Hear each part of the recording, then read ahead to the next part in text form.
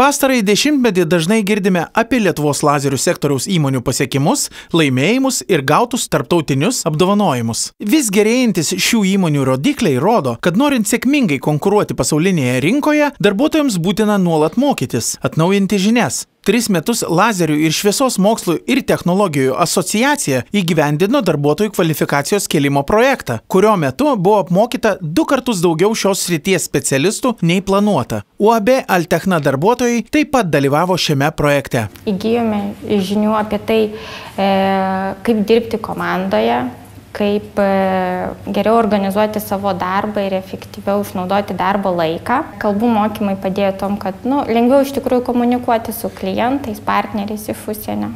Su kolektyvu mes iš tikrųjų dabar geriau vieni kitus suprantame, geriau mokame išreikšti savo mintis, apie tai, ko norime vieni iš kitų. Tai manau labai yra svarbu, atsirado daugiau pasitikėjimo tarpusavyje. Aš iš tikrųjų grįžus iš mokymų iš karto supratau, kad mes per mažai laiko skiriame planavimui. O labai skubame susiplanuoti kažkokius projektus, kartais neatsižvelgdami visus aspektus, kurie gali iškilti.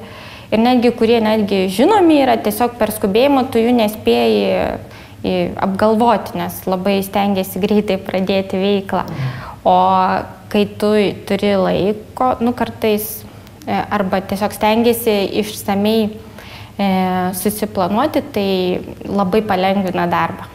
Pašnekovė taip pat teigia, kad po mokymų ji labiau pasitikė savimi. Po to, kai darbdavys į ją investavo, ji jaučiasi saugesnė ir labiau vertinama. UAB Altechna 16 metus dirba lazerių fizikos srityje ir pagal klientų užsakymus atlieka mokslinius tyriamuosius ir eksperimentinės plėtros darbus.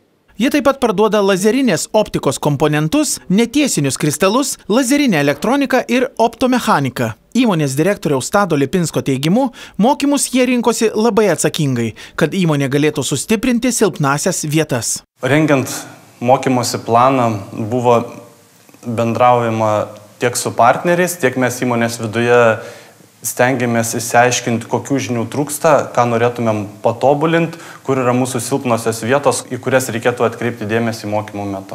40 šios įmonės darbuotojų dalyvavo bendruose ir specialiuose mokymuose. Bendruosiuose mokymuose buvo tobulinami vadovavimo įgūdžiai, laiko planavimas, projektų valdymas, rusų ir anglų kalbos žinios. Specialieji mokymai buvo nukreipti į fizikos žinių gilinimą. Aukštųjų technologijų įmonės, tokios kaip mūsų įmonė, kuria produktus ir tiekia juos klientam į daugelį pasaulio šalių.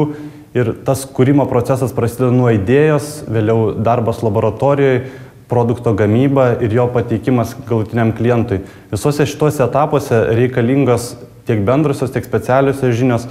Ir mes manom, kad mokymai ypač stipriai prisidėjo prie mūsų sėkmingos veiklos, kai yra tobulinimas pardavėjų žinios, grupių vadovų kvalifikacija, kurie koordinuoja veiklą, bendrauja su klientais.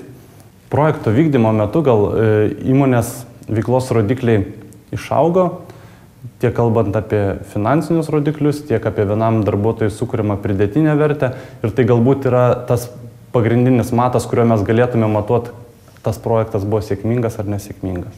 Mes dirbam didžiąją dalim užsienio klientam, 75% mūsų produkcijos perka užsienio klientai.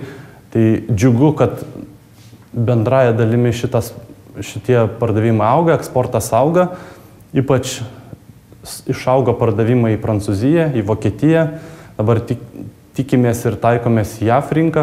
Lazerinių technologijų ir jų komponentų gamybą užsiimanti įmonė per pastaruosius metus buvo apdovanota kaip žinių ekonomikos įmonė, taip pat gavo Vokietijos ir Švedijos prekybos rūmų apdovanojimus. Ji buvo įvertinta už stiprių ekonominių ryšių su Vokietija puoselėjimą, atsakingus ir į ateitį orientuotus veiksmus ir harmoningą augimą. Ši įmonė, kaip ir visas Lietuvos lazerių sektorius, kiekvienais metais gerina rodiklius. Lazerių ir šviesos mokslų ir technologijų asociacijos vykdomasis direktorius Petras Balkevičius teigia, kad prie šios sektoriaus kilimo prisidėjo ir šis mokymų projektas, kuriame buvo apmokyta daugiau nei 250 darbuotojų vietoj 130 planuotų. Mūsų efektyvumas visą laiką yra didėja ir tai, kad mūsų sektoriaus įmonės per paskutinius turbūt 15 metų kasmet prideda po 15 ar 20% prie apyvartos, prie pardavimų, nekreipia dėmesio jokias krizės, tai aš manau rodo šiaip sektoriaus stabilumą.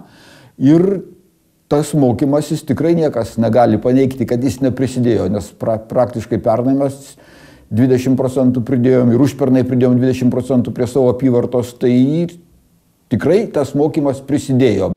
Asociacijos vykdomojo direktoriaus teigimu, lietuvių lazerių sektorius plečiasi kartu su pasaulio lazerių sektoriumi. Todėl Lietuvos specialistams būtina semti žinių iš pasaulinio lygio šio sektoriaus ekspertų. Mūsų specialistai yra vis tiek, mes sakom, kad jau pakankamai, galbūt netgi nepakankamai, labai aukštos klasės specialistai, kurie ir patys gali būti mokytojai, o jau jeigu juos mokyti, ypač specialybės dalykų, tai jau turi mokyti pasaulinio lygio žmonės. Todėl nemažai mūsų mokymų vyko prie pasaulinių konferencijų. Mes dirbame dažnai nišinėse, pakankamai nišinėse šitos lazerių verslo ar lazerių sektoriaus srityse. Tai yra sričių, kuriuose užimame pasaulinės rinkos milžiniškas dalis. Pavyzdžiui, mūsų įmonė šviesos konversija užima turbūt kokį 90% femtosekundinių parametrinių generatorių rinkos. Įmonė Expla užima irgi ten apie 60 ar 80% pasaulinės pikosekundinių lazerių rinkos. Ta prasme, kad šitose nišose dirbame tikrai sėkmingai. Explos vėlgi, Explos subinio dažnio spektrometras, ten jie yra pasauliniai monopolistai.